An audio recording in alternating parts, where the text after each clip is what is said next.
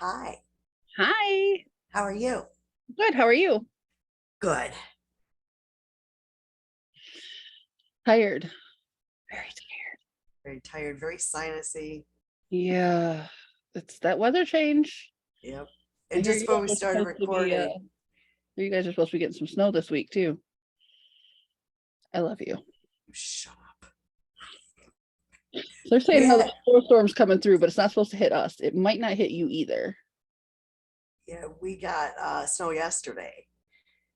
We got a little bit of flurries when I was out at the bar. We had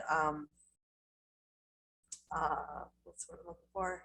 We had like a dusting, which yesterday was our March Miss that I had with my Okay, family. perfect. So we had like snow for So how it. was March Miss? It was fun and very interesting. Yeah. Um, I once I figure out how to get it edited, Hmm. I'm I'm gonna put it on the page. Okay. But we had and I like the thing that shocked everybody was it didn't happen just to one person or two people. It was like a group of 8 people that Right. this happened in front of. Um, my, Roy recorded the whole thing, like everyone opening their gifts and whatnot. Hmm. And Bentley had tossed a box onto the floor Okay. and it just sat there and nobody was anywhere near it and all of a sudden it sounds like it gets kicked Hmm. and then like it pops all the way open and Interesting. but it's really weird like just like literal milliseconds before it happens there's like a disturbance. I describe it as almost like from the movie Predator, how you can see like the Like the blurry, lines. Yeah. yeah, not that exactly, but you there's something. Right. It's Right. it's crazy. Yeah, you're definitely gonna have to post that. Yeah, yeah. I just got to get it. I can't tell you how many times we watched it. I'm not surprised. Like immediately after we were all done with everything, Judy was like, "Let's watch the video." So then I'm like, "Okay, well, when did that?" So yeah, I was like finding it, and now I know exactly when it happens because I've Mhm. watched it like I'm gonna say between last night and today at least 50 times. So did you make use of the one gift afterwards? Yes. Middle grandson, Jackie, got a spirit box and he immediately plugged it in because it's a rechargeable kind, not the kind you Cool. don't have to keep putting back. I'm not gonna keep buying batteries And no. because I'm that nana that if I buy you something that takes batteries, I'm gonna keep you supplied in batteries. Oh, absolutely. I mean, that's just how it should be. And I'm not gonna keep buying batteries. So They're not thank cheap. yeah. So thankfully it's just, USB cable and if you do that, I'm gonna start doing that. Listen, I didn't do it on purpose. Told you, bar last night. Yeah. I tired. But he plugged it in right away and once he figured out how to get to like the spirit box Like the channels. portion of it, um, we were actually well, he was, not we. We were all there, but like he was asking questions and answers were coming through. So Interesting. now, about a week ago, my son, because every year now that like with him working and he doesn't have kids, he's not married, so he's got like his money from working, he buys what he wants and banks the rest. So the last couple years, he has said, what do you want for Mother's Day? You got $150 to spend. All right. So I can. I told him I want that. Same one I got for Jackson. Because and that, like usually my thought is, oh well, I'll just take it to like a couple years ago, Ditch Flowers, and then Yeah. it was well, I'll take it to Oh My Stars and Stones. Mhm. And then I'm like, I've got so much shit now. I gotta get rid of some of the stuff I've got so much. And yeah. And one of Judy's presents came from Oh My Stars and Stones. Your mom would like it. Yeah. It was obviously a crystal, and she had garnet and like the sodalite, and I can't remember what the other one was. But they were stitch. Oh, she would love that. Yeah, Oh yeah, mom would love that, especially if I could find like an amethyst one because that's her birthstone. yeah, That would be cool. super cute. So I got Judy the garnet one because that's a good stone. So Oh yeah, absolutely. so yeah, it's she wants to figure out how to hang it in her car. I mean, Mhm. it's not that big. It's Right. little, but it's so cute. She's like, it reminds me Oh, of Stitch. And I'm like, it is Stitch, you dumbass. So yeah. my cat's a crackhead. I Yeah. have my moon phase hung up above my closet door, and she's over there meowing at it, trying to reach it, and thankfully it's out of her reach. If she gets any longer, she'll be able to get to it. I fucking love that. It's like Lisa Frank porn. I love that. I wish it was like the whole bottle though. You know what I mean? I kind of do too. That would have been awesome. Like the one I sent her, it was like halfway up, and this doesn't go as far, but I still love it. Absolutely. That's cool as hell. And then I also got this one from her. What does it say? It says, "All who wander are not lost," I like that.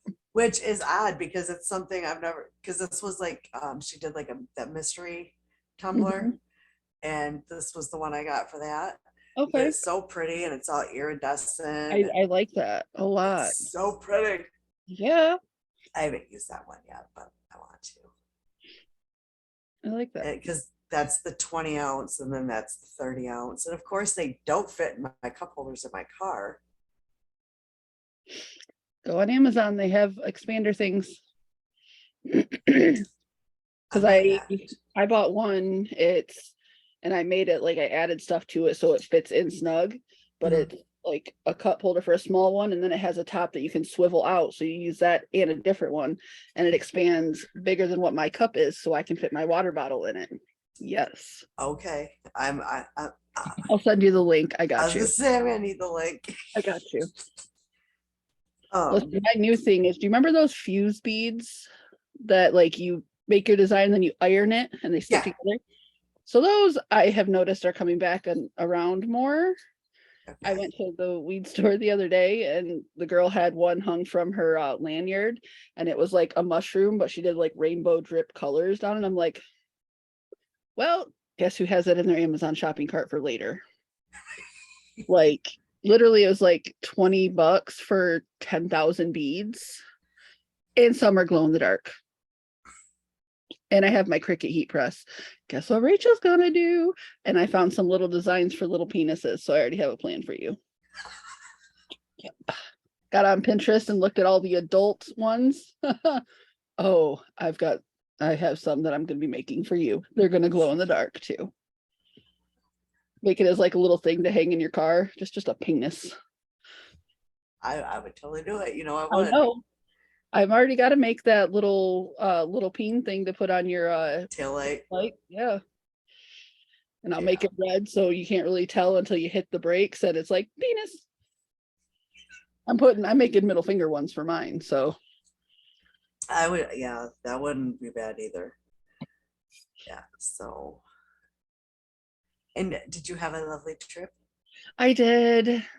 So funny thing is, went to Texas and guess what? The temperature was what it is here. It was like 40, 50 degrees the whole time. Yuck. But it wasn't bad. I'm like, you know what? Screw that. I brought shorts and a tank top. Guess what I'm wearing? And I wore my sweater. I'm like, because I'm not. Damn it. I came down here for the warm weather and we didn't get it. There was a part of the county that we were in, the hill country part, they got Mhm. snow. I'm like, no, this is not okay. Yeah. It's like, so we brought it with us. I should have waited till this weekend because it was 80 this weekend. I should just went for my birthday. Yeah, which happy belated birthday. Her Thank birthday was you. yesterday. No, Friday. Yep, Friday. It was 2 days ago. Sorry. You're good. It's the sinus headache making me go, ugh. Listen, my dad called me on the 21st. Hey, you got a birthday coming up. I said, I do. When is it? Fuck you. I'm like, come on, Dad, you can do it. You get better every year. I want to say it's the 23rd. I said it's Friday. He's like, no, today's Monday. I said, no, Dad, today is Tuesday. My birthday is Friday. He's like, what are you gonna be? 31? I'm like, 35, Dad. He's like, fuck, you're getting old. I said, really? You're going to be 57. He's like, ha, that's where you're wrong. I'm only 55. I said, no, sir, you're 56. You're going to be 57 in July. You are 22 years older than me. You were born in 66. I was born in 88. If I am 35, you're going to be 57. You just know how to fuck up a day, don't you? Duh. What I do. That's great. Oh yeah, he gets closer every year, but yeah, it's he doesn't ever get it right on the money. Okay, well, if it makes you feel any better, um, Roy and we had separated for a little while, Mhm. and after we separated, he thought, okay, I'm gonna win her back by getting tattoos. Okay, well, I don't know, he doesn't have, I don't know, he just, someone had drew up some letters, and on one arm right here, he's got Judy's name and her date of birth. Perfect. Buddy's name was fine. Um, but the birthday was wrong.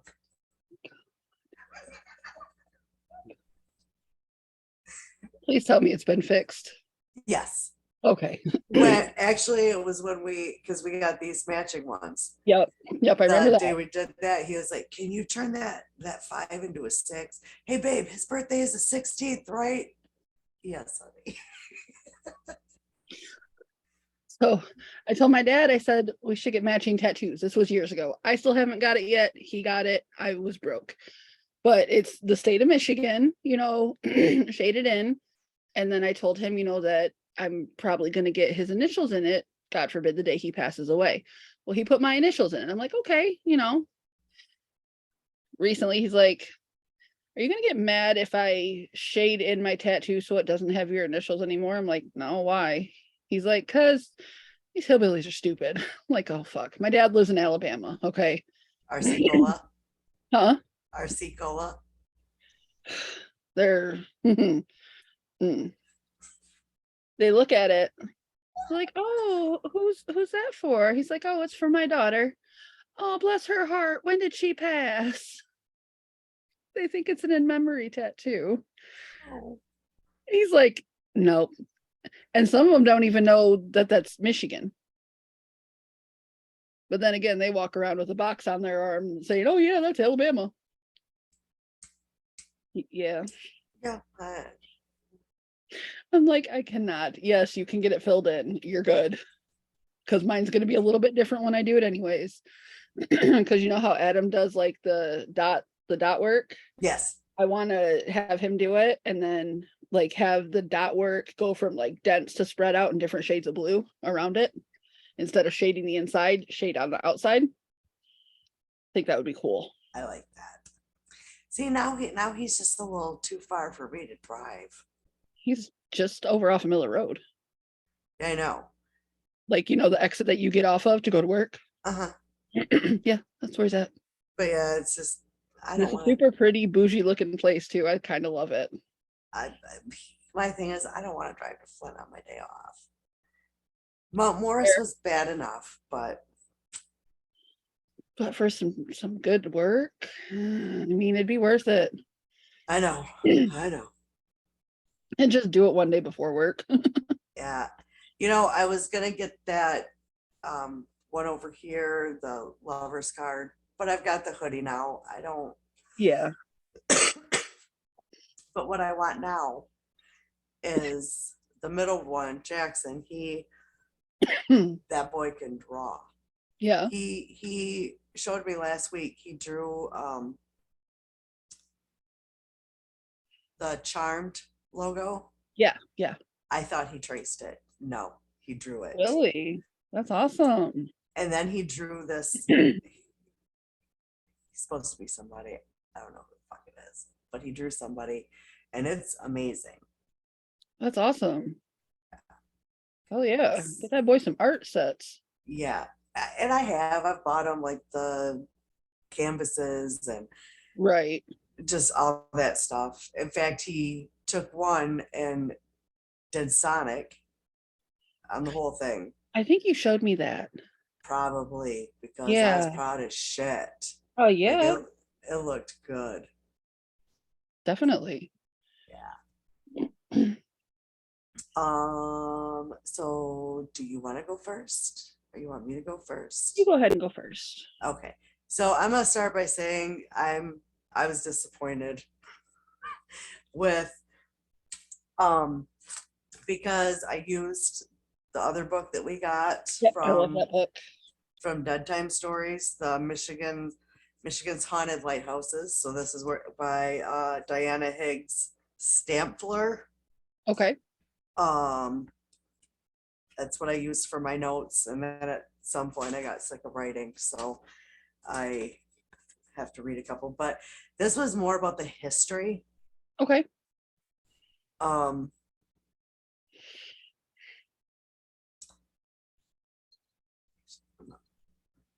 pause. All right, sorry about that. That's okay.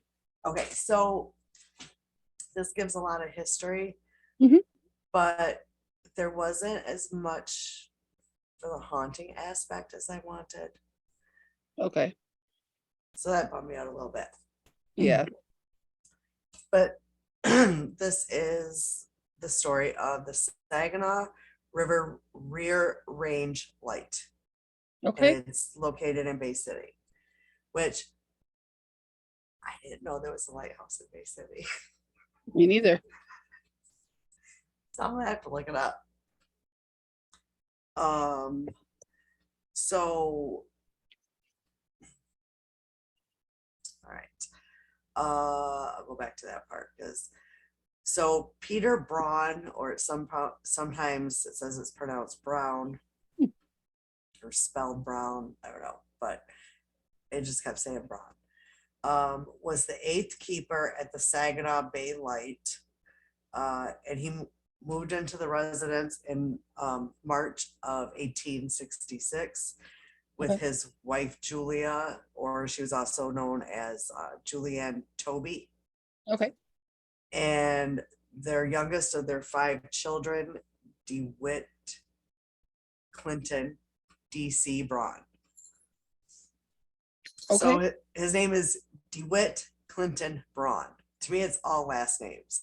Yeah. But It what is. do I know? It is. That's why I'm like, huh.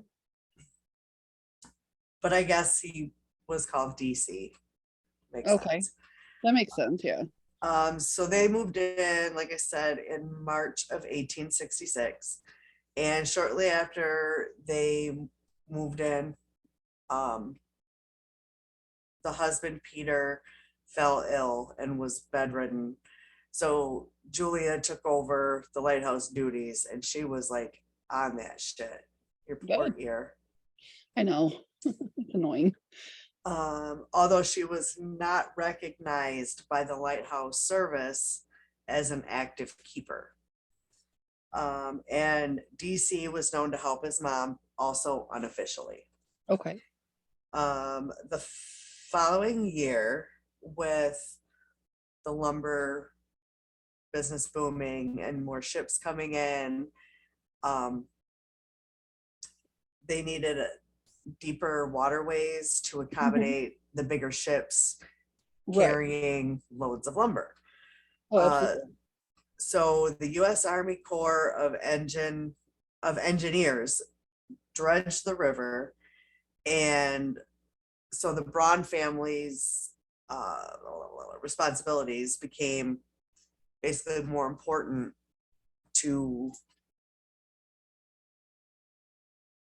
Like the infrastructure. yeah.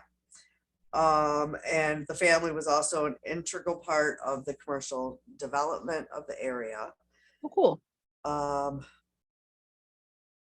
So 7 years after moving in to the lighthouse, Peter passes away. He is 63, and at this time, Julia is named the official keeper. Right. And that was the original Saginaw Lighthouse. Okay. And then it was replaced by what is considered to be the first range light system in Michigan. Oh. And that was in 1876. So the new one was built in 1876. Okay. And actually, I'm just gonna, a little spoiler, I guess. It was deactivated in 1960. Oh. And this is said, the year is different according to sources. So around 1876 or 77, Julia marries a man. Okay, so the husband died in 73. So 3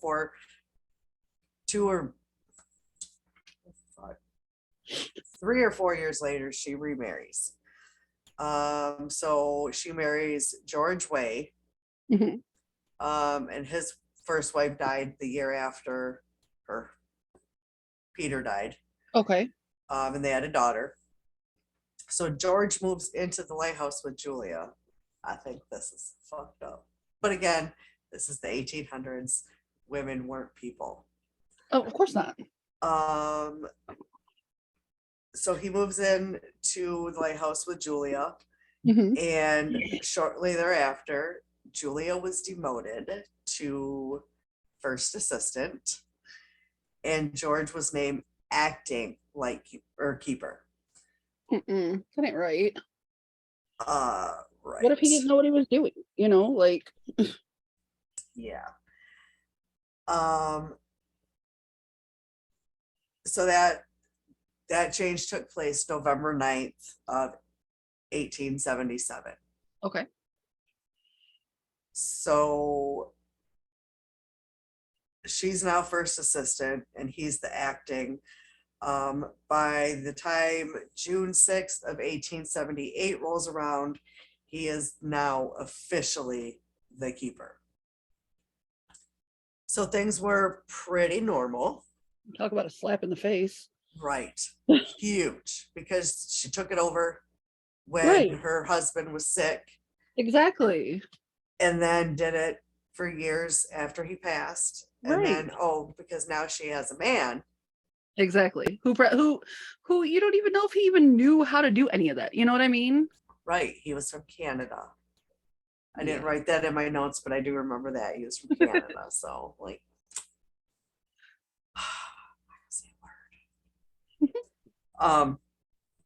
so things were normal until October 1st of 1882. So this is 4 years later again.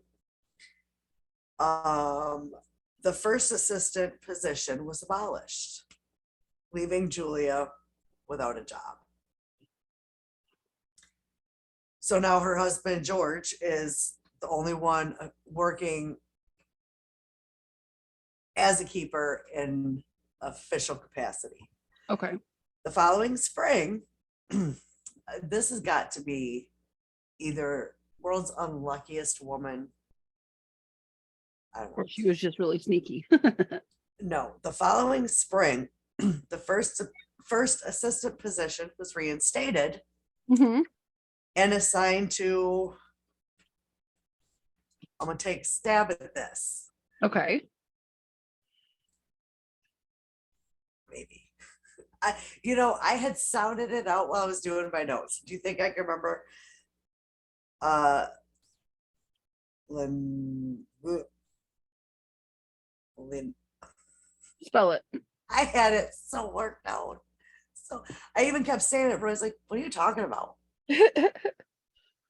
It's fucking A.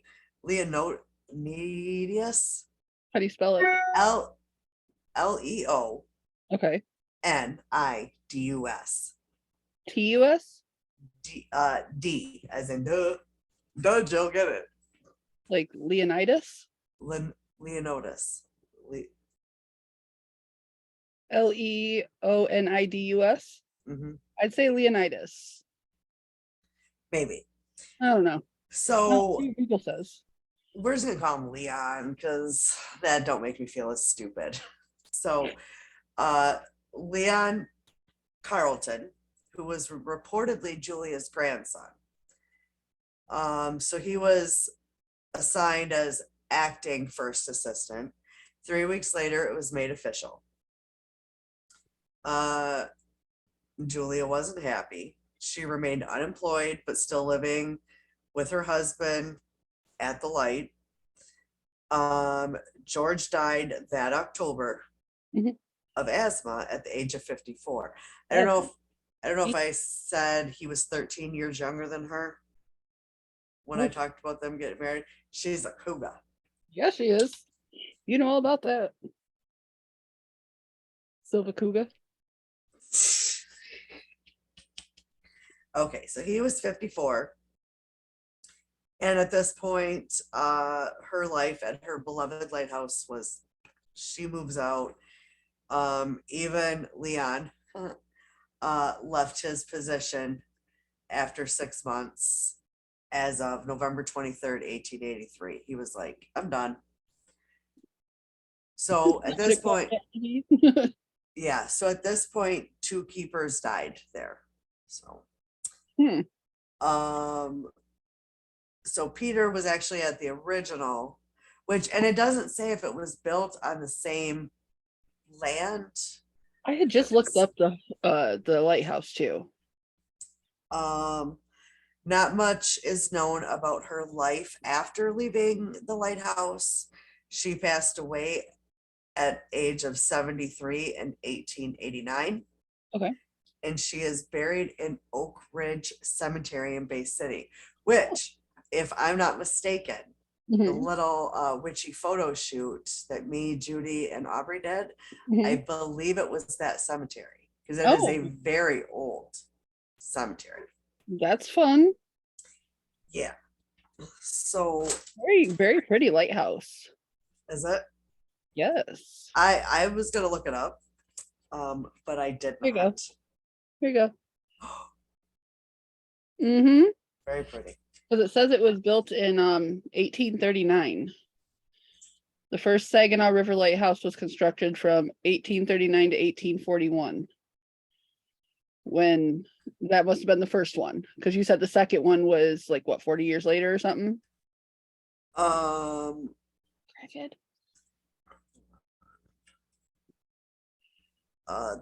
the Saginaw River Rear Range Light in Bay City was built in 1876 Mm-hmm. and deactivated in 1960. Yep. That's what it says. It was first lit in 1876. But there was one prior to that that was the tower was constructed in 1839 to 1841. I'm just curious about it now. It says it sits on an acre. So that is Peter and Julia. She looks really creepy. Yeah. She's even on the back page. Oh, So, yeah. So while you're looking that up, I'm going to try okay. to read the obituary. The announcement of the death of Mrs. George N. Way, Mrs. Peter Braun, was made in Thursday's issue of the press. She was an old pioneer of Bay City and leaves a large circle of friends to mourn her death. Deceased was born February 10th, 1816, in Hallowell, Maine, her maiden name being Julia R. Toby. In 1831, she was married to Peter Braun, and in 1845, removed to Mapleton, Ontario. They came to Bay City a few years afterwards, and in 1864, Mr. Braun was appointed by the government as lighthouse keeper, which office he held with honor until his death, which occurred January 24th, 1872.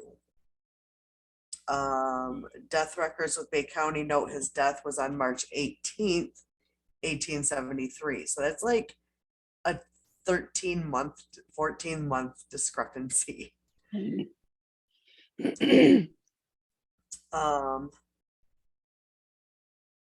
So yeah. DeWitt C. Braun, who still resides in the city,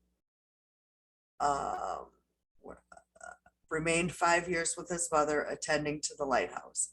Mrs. Braun was remarried in 1877 to George N. Way. They lived at the lighthouse and continued to attend the business for a period of 5 or 6 years more, when Mr. Way expired suddenly, leaving his widow entirely alone. She moved at once to their home, Pine Grove Place, situated on the north bank of Cucaulin River, about 4 miles northwest of the city, being left in very good circumstances. The angel of death crossed her threshold at 7 o'clock Wednesday evening, ending a useful and Christian life. She was 73 years of age and leaves 3 sons and 3 daughters as follows: Mrs. George Dufree, Bay City, Mrs. West Pointer, Lansing, Mrs. George Spronny, Pinconning, Arthur and DeWitt C., Bay City, and Benjamin, who lives in New York State. The latter will be unable to attend the funeral, which occurs from the deceased house on Sunday, 2 p.m., owing to sickness in his family. Mrs. Way was a lady who possessed noble traits of character, being ever ready to aid the distressed and care for the needy. As she lived, so she died. A loving wife, a kind mother, and a Christian woman. She will be remembered long by a wide She will be remembered long by a wide acquaintance of dear friends as one of the noblest of earth. The remains will be interred at Oak Ridge Cemetery in West Bay City. Okay. The following spring in 1890, DeWitt, DC, the son, was awarded the contract to attend to the buoys in the Saginaw River, carrying on the family's legacy. Cool. And then there was a write-up on that. I'm not going to read that. He passed away, DeWitt passed away.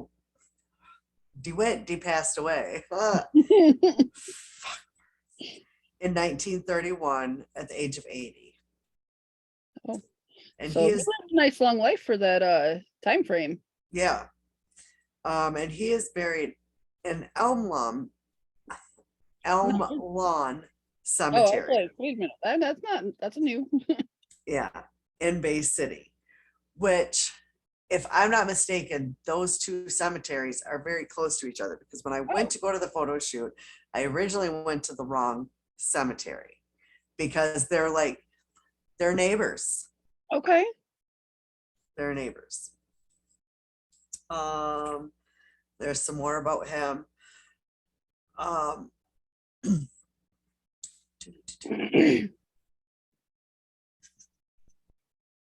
The last official keeper was George Schinderet, which is funny because growing up, I had a neighbor that was Bob Schindehet.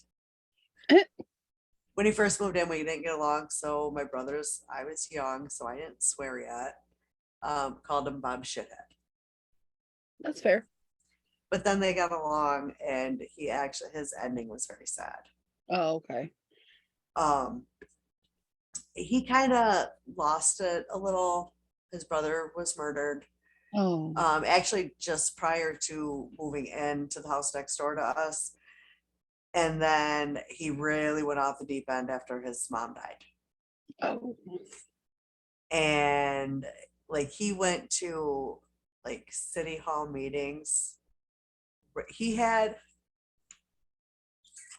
the thing to tag your speed. Oh, radar detector. Yeah, he had the gun Yeah. to tag people that would speed. And then he would yell, "Slow down, asshole." And the one house that we lost in the fire, when we went to go look at it, I said hi to him. You know, we Mhm. saw him because it was actually on the same block that I grew up on. Oh, My okay. my backyard touched the backyard I grew up in. So it was, and the day I officially got the key, um, one of the neighbors, again, another one that had lived there my whole life, Mhm. um, he hadn't seen Bob in a few days. Mhm. So he called to do a welfare check, and he had shot himself in the head. Oh my gosh. Yeah. And it was, I think they figured like a week Oh. that he, yeah, yeah. Mm-mm.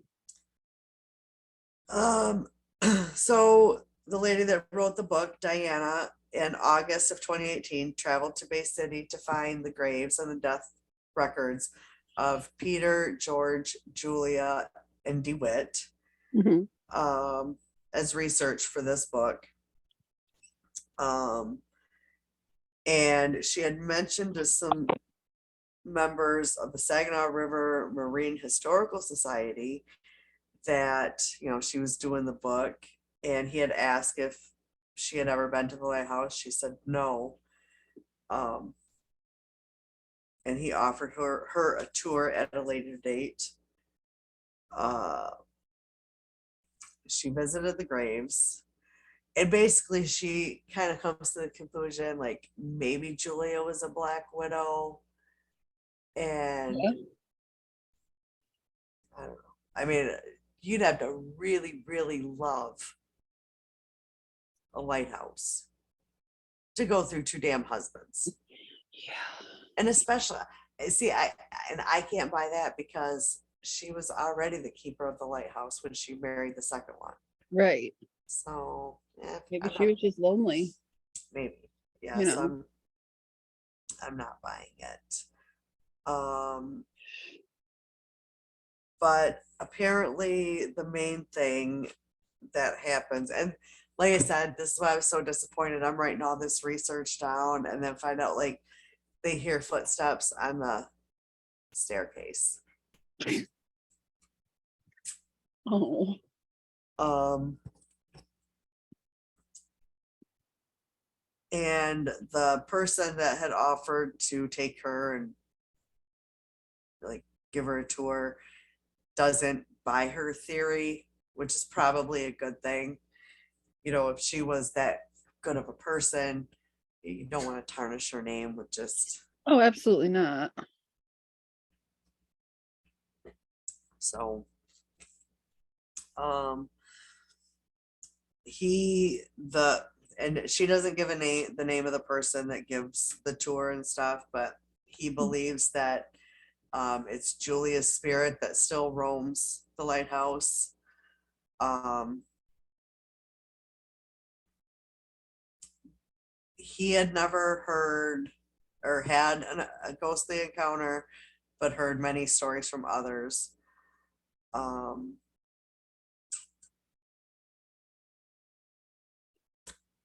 yeah. Oh, and she does the find out that the name of the person that gave her the tour was Don Com Comtois. I mean, I guess if I'm reading this with the little French accent, because it's Comtois. So, Comtois? um, and she had already planned to include him in the chapter. Um,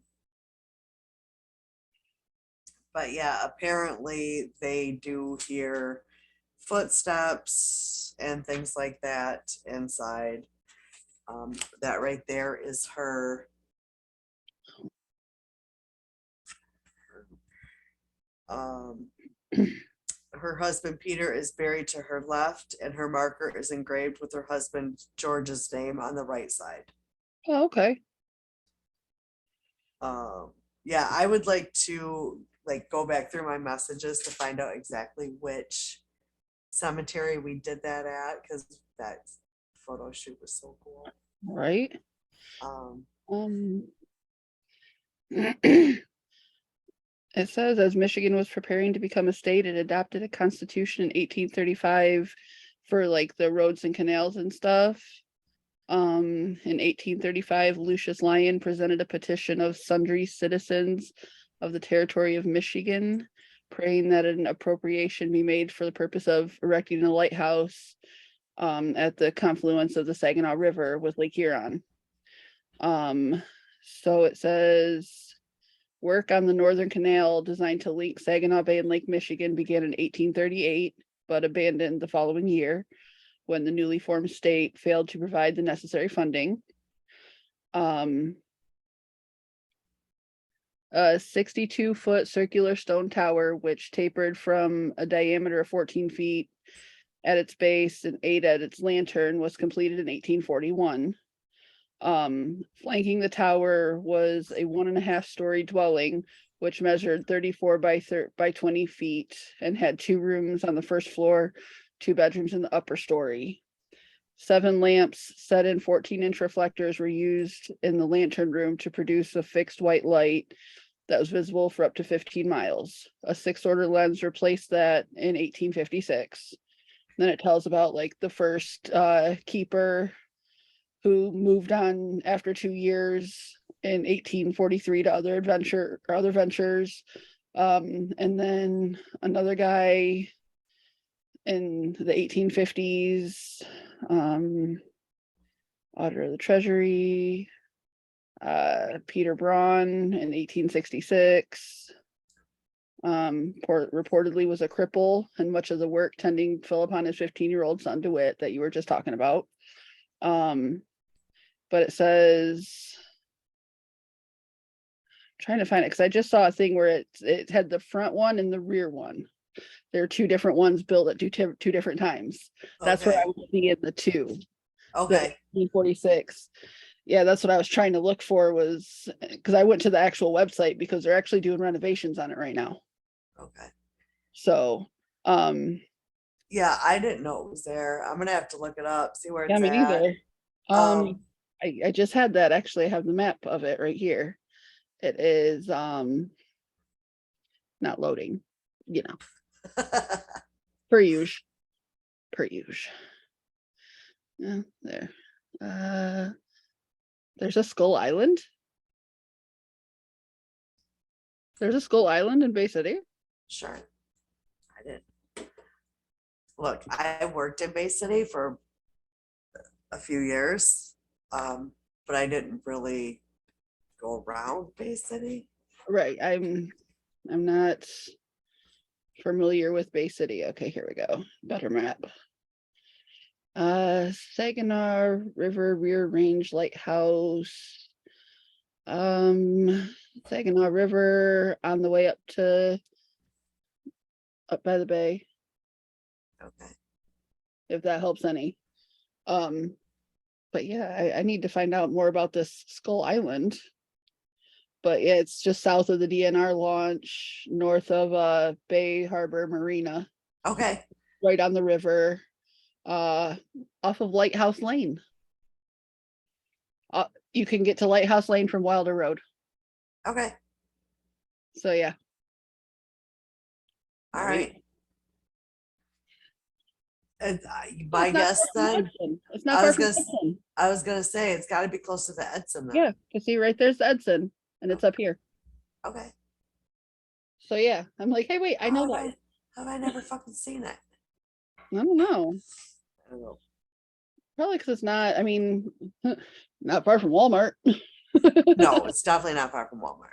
So I mean, maybe it's just because it's off a back road. That's why you never really realized it. Probably. You know what I mean? But I see a road trip coming though. Yeah. Closer for you, but yeah.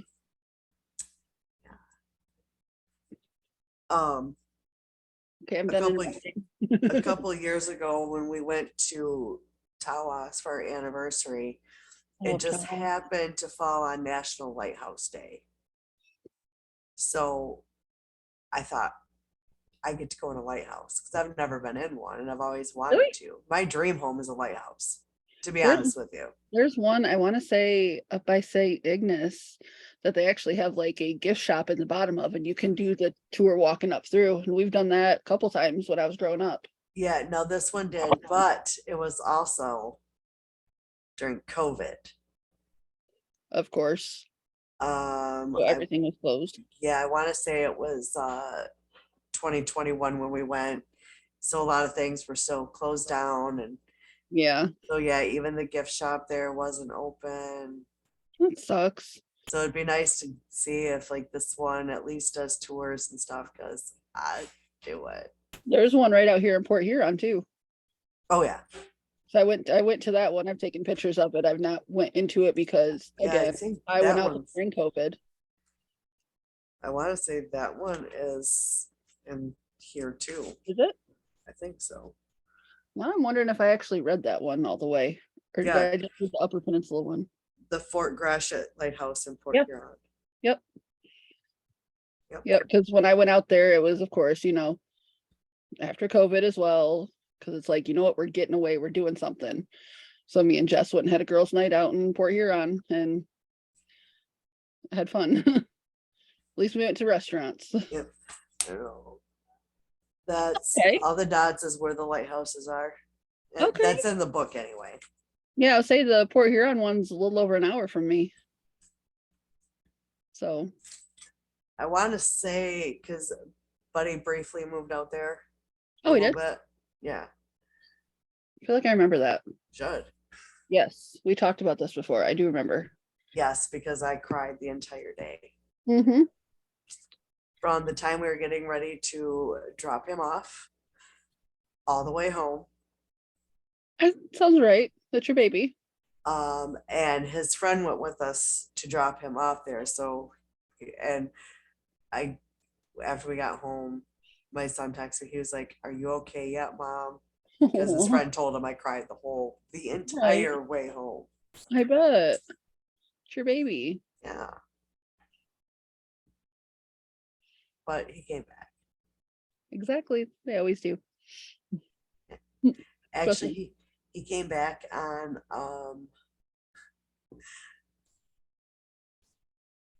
it was in 2018. And here's how I remember this. Because the day he came home was the day that Chris Watts pleaded guilty. of course that's why you remember it. Oh, I can't Yeah. deal with you.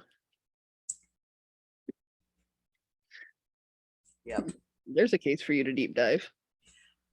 You know what? I know you've thought about it, but everybody has covered it.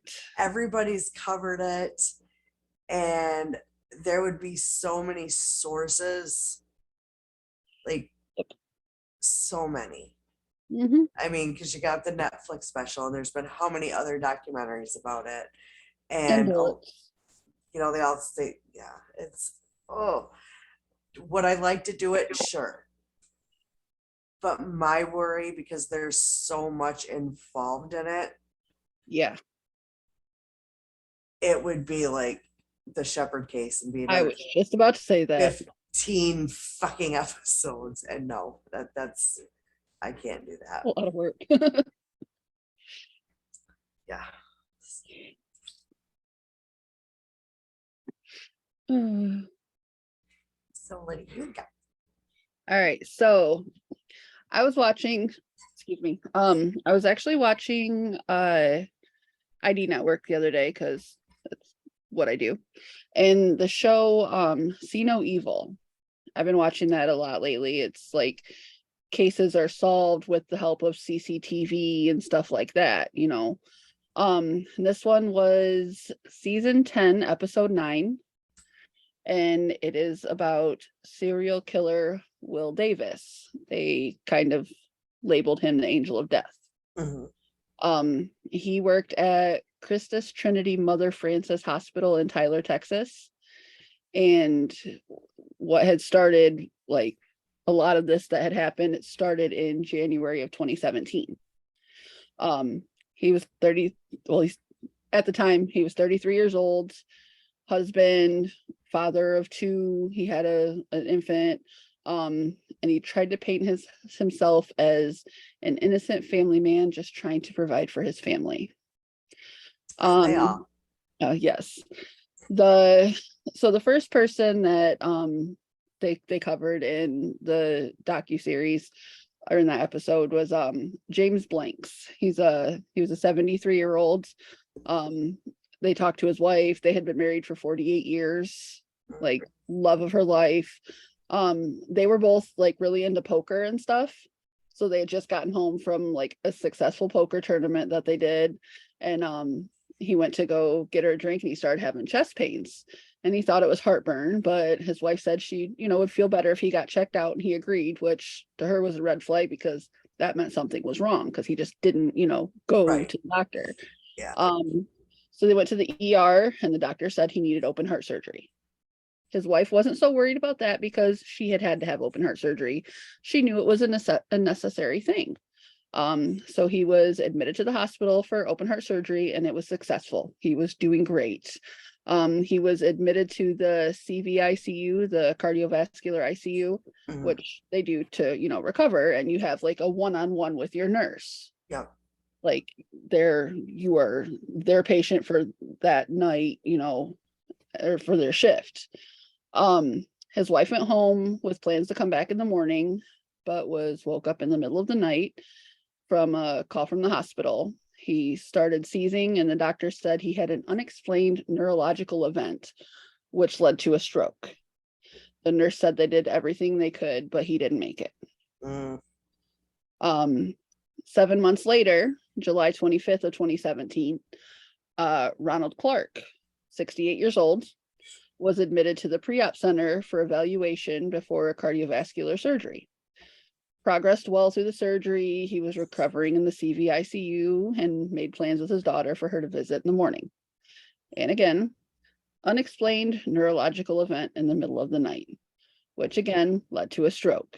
He was reintubated and stabilized, but then succumbed to his injuries and passed away. Oh.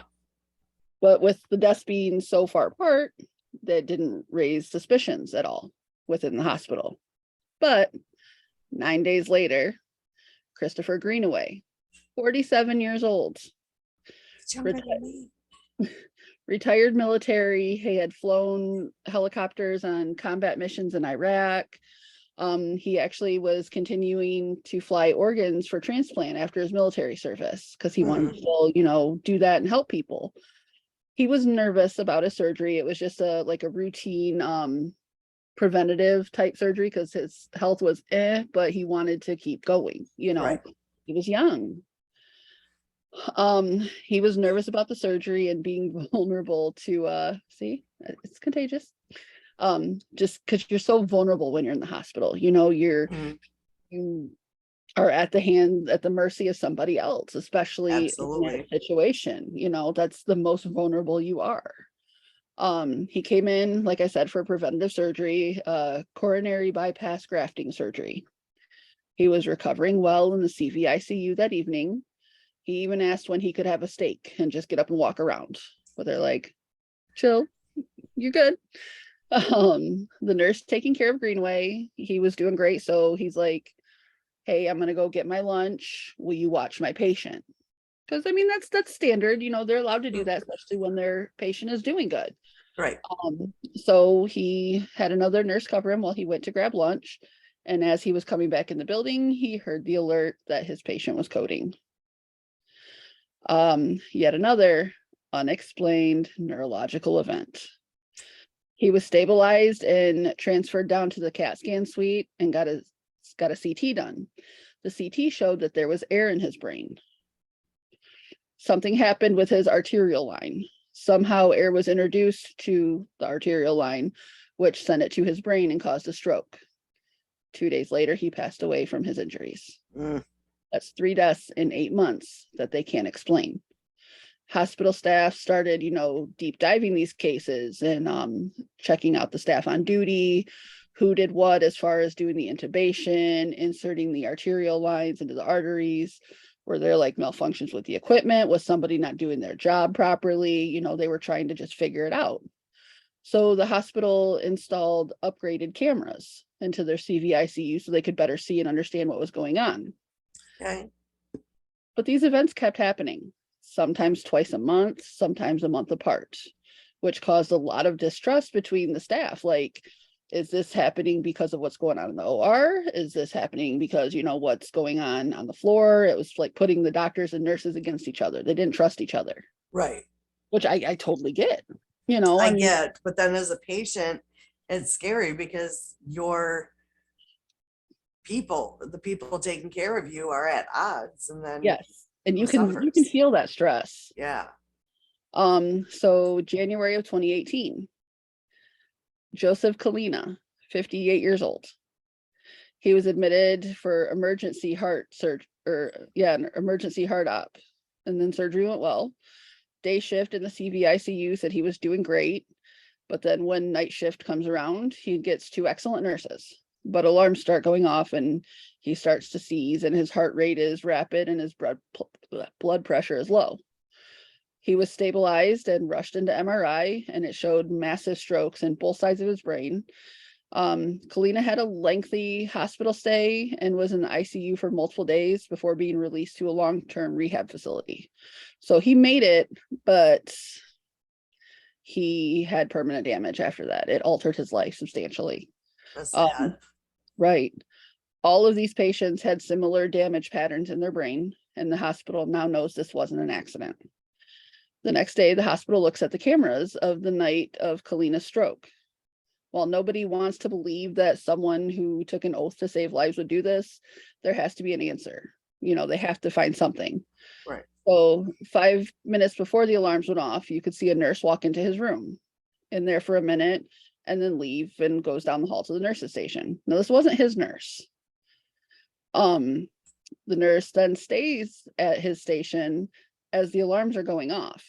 He waits 3 minutes before he walks down to help render aid, and then just stands in the doorway while he watches the patient almost die. So as they go through hospital records to see when the last stroke was before the cameras were updated, they find that 2 months earlier, Pam Henderson was 63-year-old retired nurse. Her husband had just retired and they had plans to live out, you know, their golden years, but first she had to have heart surgery. You know, she had to get things taken care of. She had surgery and was recovering nicely, talking to her nurses, playing on her iPad and stuff, and they noticed like she's in distress, but she couldn't speak, she couldn't open her eyes, she was just, you know. So they started diagnostic measures. They do a CT and find that there are small areas of air in her brain, which caused a stroke. She did survive her injuries, but could barely walk, could barely take care of herself, and it ruined the rest of her life. Yeah. They looked at old footage and saw the same nurse walk into her room before this event happened. Hospital looked at the staffing schedule over the last year and find that when these all happened was the day that Will Davis was working.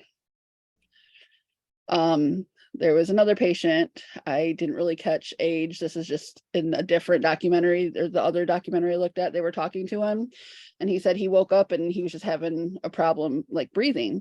Will wasn't involved in his care, but he was working that day, and that was at the hospital, and that, you know, and he had multiple strokes while in the CVICU.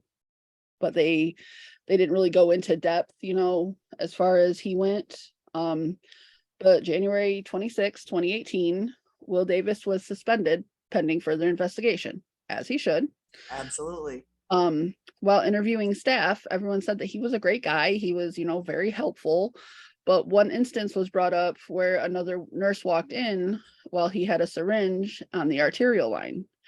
Another instance where he logged himself as administering medication, but they just chalked it up as to him being innocent and helpful. You know, you don't want to think that of the person you work with. Right. 4 days later, the hospital has Will come in to discuss what happened in the Kalina's room that night. He gave his account of the events for that night. but what he said didn't line up with what the footage showed. So the hospital called the police and reported, we're pretty sure we have a serial killer working here. So February 2018, police open an investigation into Will Davis. They meet with hospital staff and go over suspicions and evidence. He was suspected of killing 4 patients, but up to a total of 12 victims between attempted murder and murder. Experts were able to show so they have like these blood pressure charts where it like tracks, and there was like just a straight drop. And they were able to show that that's where the introduction of air was into the arterial line. Davis even called the police himself, like to be like, hey, sorry, my kid's been sick and blah, blah, blah, blah, blah, blah, blah, but he's trying to find out information and stuff. Like he called the hospital, be like, hey, so they're like, we really can't talk to you about this right now. Don't talk to anybody. You can only talk to HR, blah, blah, blah. And he's like, I just don't understand. Is everybody else being investigated? Blah, blah, blah. It's like, bro, you're guilty. You know what I mean? Yeah. Gotta make it look good though. Right, of course, but he basically implicated himself by placing himself in Greenaway's room, even though Greenaway wasn't his patient. He's like, oh yeah, I flushed his line. You could have just said you were never in his room because he wasn't your patient. So why were you in there helping? Right. Helping, and the police called and asked, since he's been off duty, have there been any instances? And there hadn't. That's how they knew they had their guy. So 2 months after his suspension, a search warrant was executed, and the evidence recovered included computer equipment, cell phone devices. Forensic downloads of the devices included text messages from Davis and another nurse. And, dark humor makes your day go. Yeah, it just does. Yes. She says, try not to kill anyone. He's like, well, they don't call me the closer for nothing. The nurse said it was just a bit of dark humor, but, she didn't think anything of it. Right. But this is the fun part. He had also searched for what the introduction of air into the peripheral IV would do. So they had him searching how to kill patients. All right. And he had also looked up well-known serial killers and what their tally was. Like he was comparing his body count to theirs. Yeah. So they invited Will to the police station to pick up, his seized belongings, and he was arrested right on the spot. Good. For what, they had a warrant out. Good. So September 2021, right in the midst of, the end of COVID, still everyone's, the trial begins, and he's charged with murder and aggravated assault. Jury hears how he enjoyed inserting air into the arterial lines of possibly 12 victims and causing irreparable brain damage. He showed no remorse for his actions, and he was found guilty for murdering 4 of his patients and was sentenced to death. So they have how when you're in jail, they record your phone conversations, obviously. Yeah. He admitted to his wife on the phone in jail that he didn't intend to kill people. He was just trying to make them sicker so they would stay in the ICU longer so he would have work, because there were days where they're like, we're good, go ahead and go home. So he's like, I'm losing money if I can't work. If we have more patients, I'm going to be able to keep working. So I'm just going to make them sick. Okay. So after the first one dies, you can't come up with something better? Right. Oh, it gets better. I mean, not that you should be making people sick. Right. I'm not behind that at all. No, God, no. But I mean, if you're only intended to make them sicker and not kill them. Then why would you do something that's going to kill them? Right. Okay. Yeah. So he was just trying to make them sicker so they'd stay longer in the ICU, but there was no lack of work. Like their temps were getting more hours and covering extra shifts. Like there was no lack of work.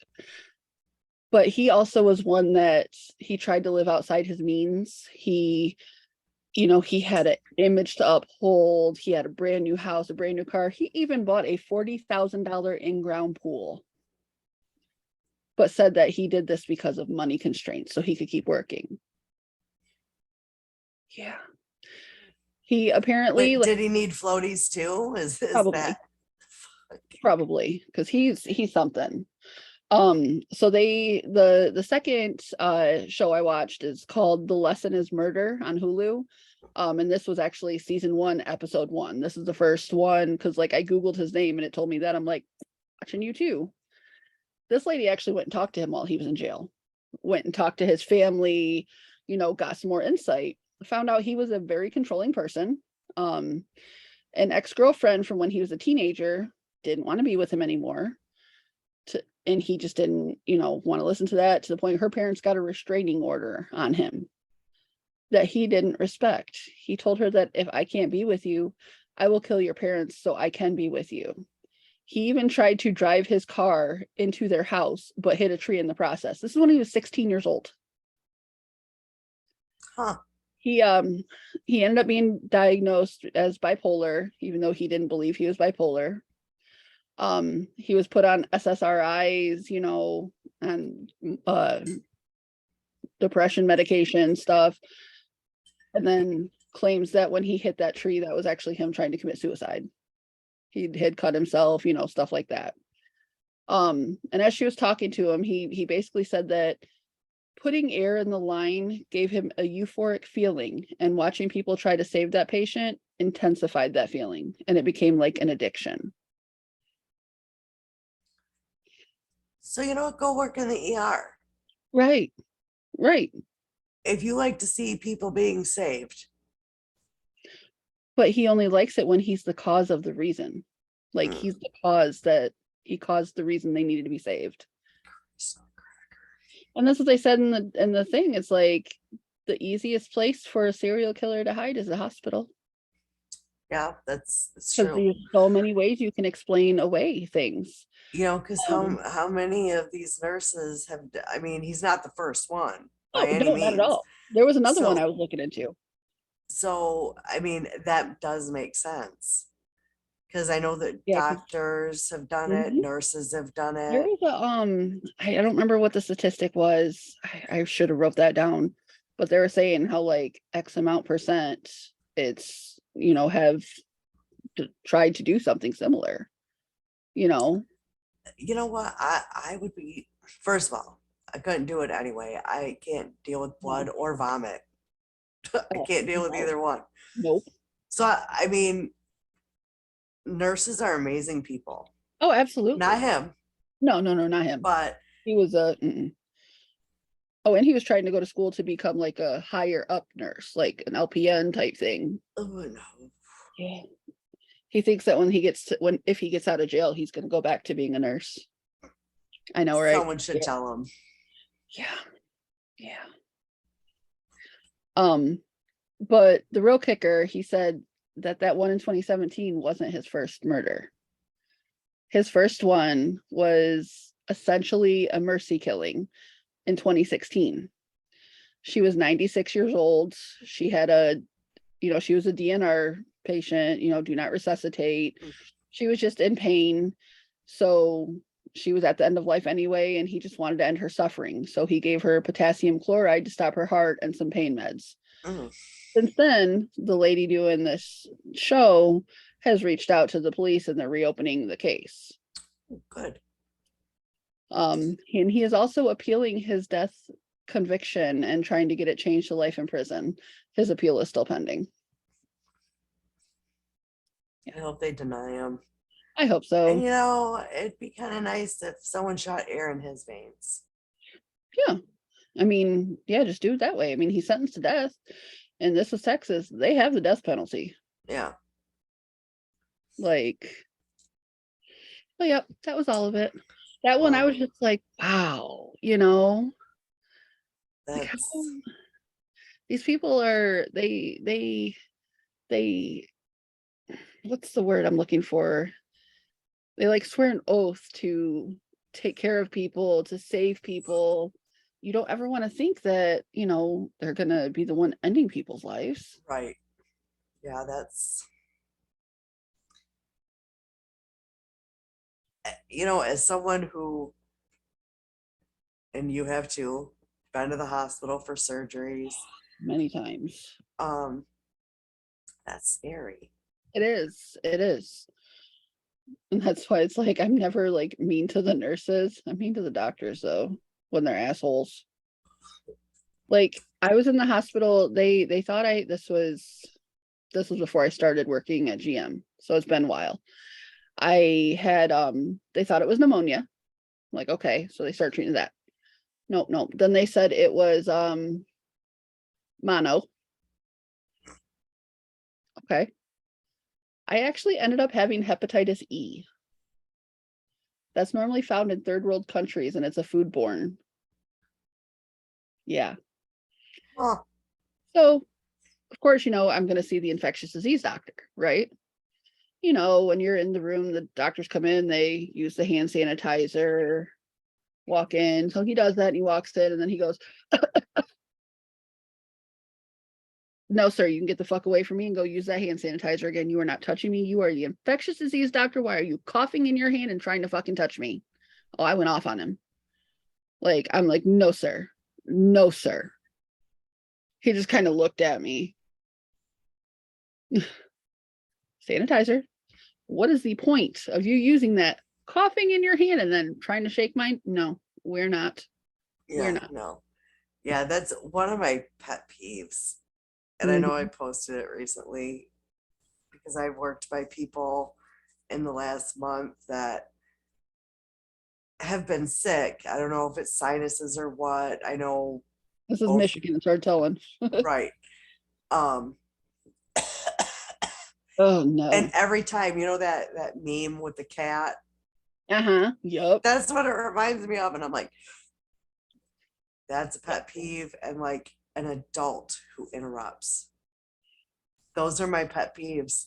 I It's like you see me having a conversation here. What do you want? I will hover and wait till you acknowledge me. I'm not going to interrupt your conversation. right. You That's know, if it's important, I'll be like, I'm so sorry to bother you. One quick second, I'm right. just gonna like start talking over you, Right. you Yeah, know. and there's a couple of people at work that do that. Hmm. And one of those people does both. I'm not surprised. And uh, that's the reason. Okay, so I texted Rachel Oh my God. That was the best text conversation ever. and I told her, you need to come back to your job or I'm going to end up in jail. And then I immediately replied to myself with, and don't even start with, I'll put money on your books Oh, because I got that ain't you right now. cutting it. Let's see. It was quite a hilarious conversation. And don't tell me you'll put money on my books. I don't even like ramen. I said, shut the fuck up. When you visit me in lockout, I'll put my titties on the partition. Girl, go to bed. Fine, both titties. Please come back. Fine, be prepared to visit me. LMAO, I'll put money on your books. You think that will make up for abandonment? When I call you, we can still do the podcast. I'll put it on speakerphone and record it with the computer. You just have to give me the passwords. You'll be the host and firsthand special guest. Like we can cover you, or hear me out. You can do it undercover and interview people for firsthand true crime stories. We can change the name to I Hate Ramen and in small letters, but this bitch doesn't. Call it prison cuisine. Ooh, my face Oh, hurts that was after that. great. Yeah, that was funny. And this is me, like all my responses are in between trucks because we're running and shit. So yeah, it was pretty funny. It was probably the first time I laughed in like a week. And let's see. I and then I text you, I think the next day I said something, you're like, the inmate you're trying to reach is taking their turn using the bathroom. Stupid. So stupid. I actually forgot about that. Oh, I didn't.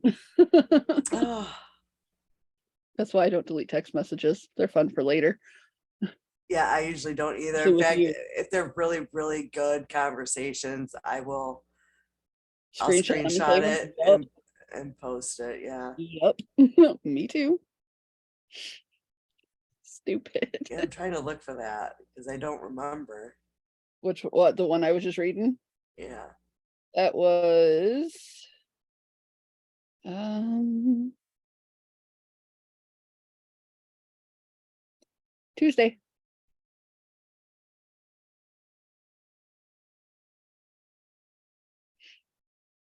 Yep, that was Tuesday at 10:25 p.m. So you were almost off work.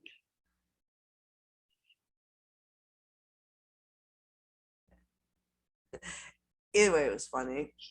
I loved it. It was So I think as soon as we're done, I'm just gonna upload this. So okay. that way, yeah. Sounds good.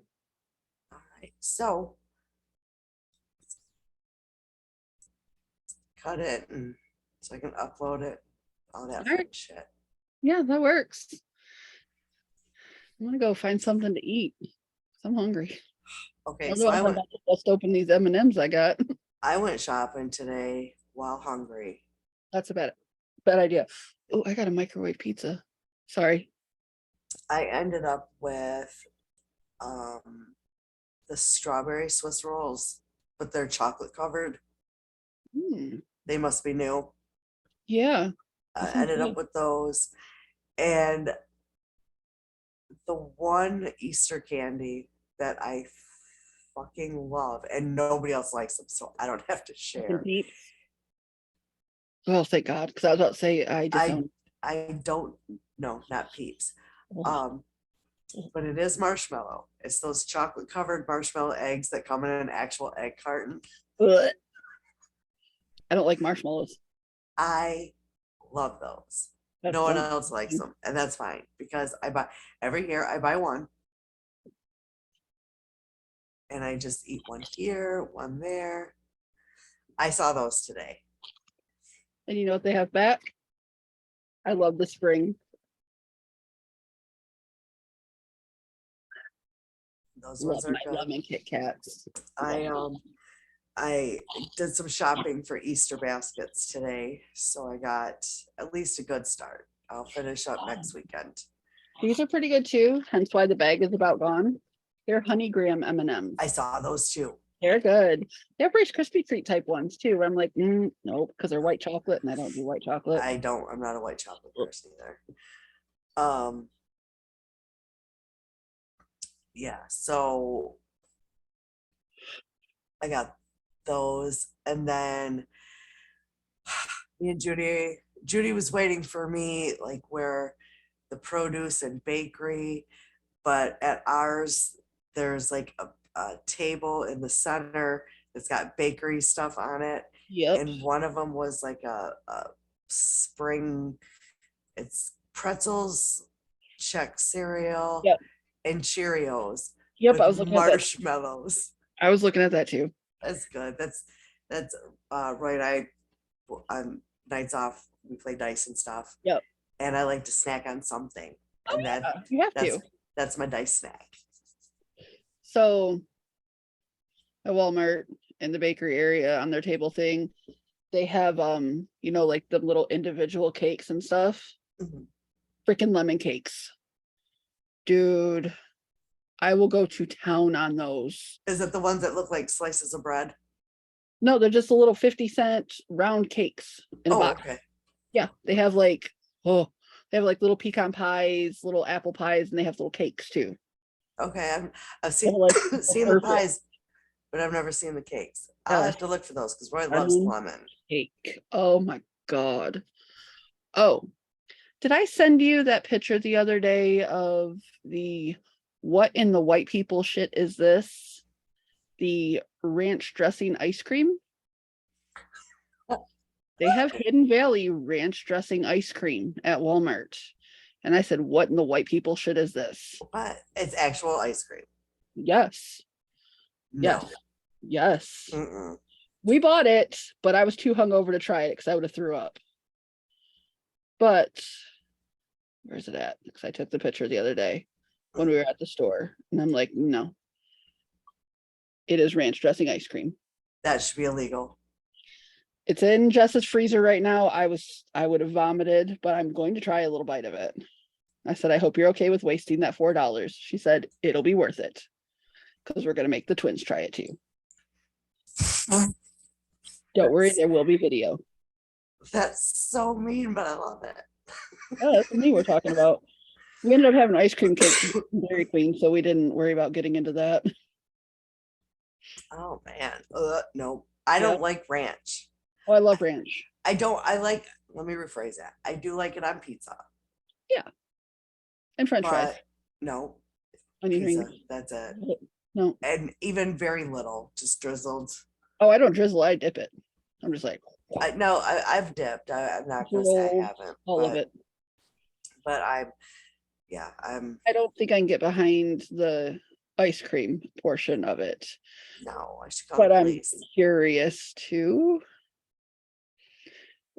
Jess said that she watched Mama Tot on TikTok. Mhm. She follows her. She tried it and she threw up, which is why Jess won't try it. She's like, I bought it. Y'all can try it. I'm like, okay, that's fair. Nope. But yeah, so we're gonna try that in a couple weeks. Mm-mm. Yeah. Nope. I can't get behind that. I'm sorry. Don't worry, there shall be video. I want to see it for sure. I got you. We'll compare it to the popcorn. Ghost pepper. Eat ghost pepper popcorn and then chase it with fucking ranch ice cream. Nope. Nope. Gonna make myself sick. No. Nope. All right. Well, I'm gonna go because All that's right. just gross. And I will get that uploaded. All right. All right. Now you're stuck on ranch ice cream. No. All right. Till next week. Bye. Bye.